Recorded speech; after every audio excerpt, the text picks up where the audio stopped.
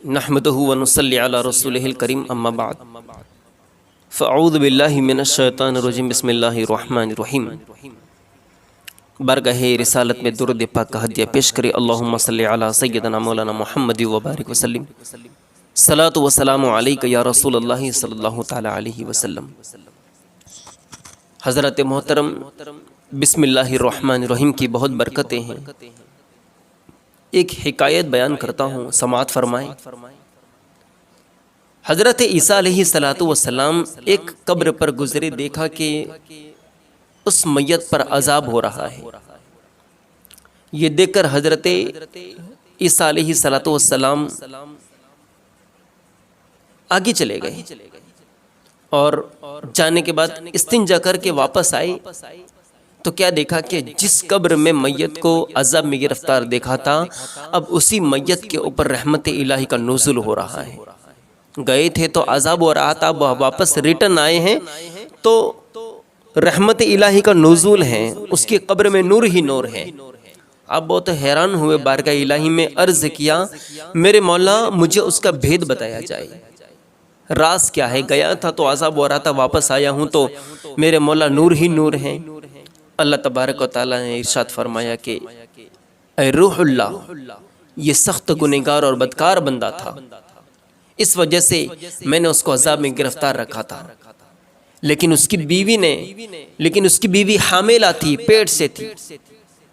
اب اس کی بیوی نے لڑکے کو جنم دیا ہے، وہ بڑا ہو گیا اور آج اس کی امی اس بچے کو لے کر مکتب میں لے گئی ہے۔ استاد نے اس کو پڑھایا ہے بسم اللہ الرحمن الرحیم۔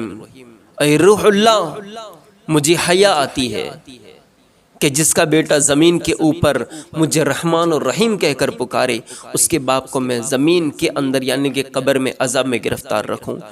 اس کے بیٹے کے بسم اللہ الرحمن الرحیم پڑھنے کی برکت سے میں نے اس کے باپ کو عذاب سے آزاد کر دیا ہے۔ سبحان اللہ۔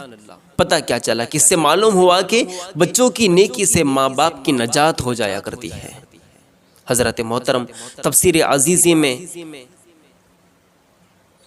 فرمایا جاتا ہے کہ جس شخص کو کوئی سخت مصیبت پیش آ جائے، کوئی سخت مصیبت میں گرفتار ہو جائے تو وہ بسم اللہ الرحمن الرحیم 12,000 دفعہ پڑھے۔ اور وہ کس طرح پڑھے؟ 1000 مرتبہ بسم اللہ پڑھے اور 2 رکعت نفل نماز پڑھے، پھر 1000 مرتبہ بسم اللہ الرحمن الرحیم پڑھے، پھر 2 رکعت نفل نماز پڑھے۔ اسی طرح پڑھتا چلا جائے انشاءاللہ تبارک و تعالی۔ یہ ختم ہونے کے بعد اللہ تبارک و تعالی کی بارگاہ میں دونوں ہاتھوں کو پھیلا کر رب کی بارگاہ میں جو دعا کرے گا انشاءاللہ اس کی دعا قبول کر لی جائے گی۔ سبحان اللہ۔ حضرت محترم، حضرت نوح علیہ السلام نے کشتی میں سوار ہوتے وقت یہ پڑھا تھا بسم اللہ مجریہا ومرساہا ان ربی لغفور الرحیم۔ اس وجہ سے بیڑا پار ہوا۔ تو جو شخص کشتی میں سوار ہوتے وقت یہ دعا پڑھے انشاءاللہ تبارک و تعالی وہ ڈوبنے سے محفوظ رہے گا۔ حضرت محترم، جب آدھی بسم اللہ سے بیڑے پار ہوتے ہیں تو پوری بسم اللہ میں کیا کیا برکتیں ہوگی۔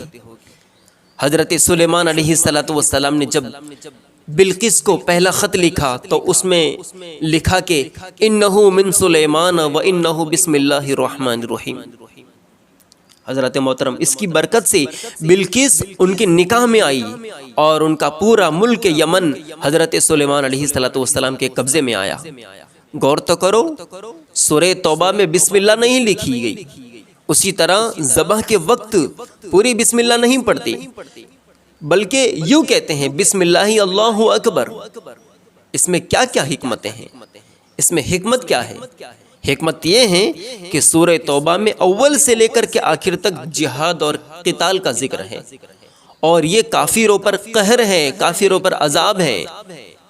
اسی طرح ذبح میں جانوروں کی جان لی جاتی ہے، یہ بھی جبر و قہر کا وقت ہوتا ہے۔ اور بسم اللہ الرحمن الرحیم رحمت ہے، اس وقت رحمت کا ذکر نہیں کیا جاتا۔ سبحان اللہ۔ تو جو شخص پوری بسم اللہ کا ورد کرے تو انشاءاللہ تبارک و تعالی خدا کی غضب سے بالکل محفوظ رہے گا۔ اللہ تبارک و تعالی ہمیں بسم اللہ الرحمن الرحیم کی برکتوں سے مالا مال فرمائے۔ استغفر اللہ ربی من کل ذنب واتوب الیہ۔ السلام علیکم ورحمۃ اللہ وبرکاتہ۔ انشاءاللہ کل سورہ فاتحہ کی شروعات کریں گے۔ آپ حضرات سے میری گزارش ہے کہ آپ حضرات لگن سے تفسیر قرآن کو سماعت کرتے رہیے۔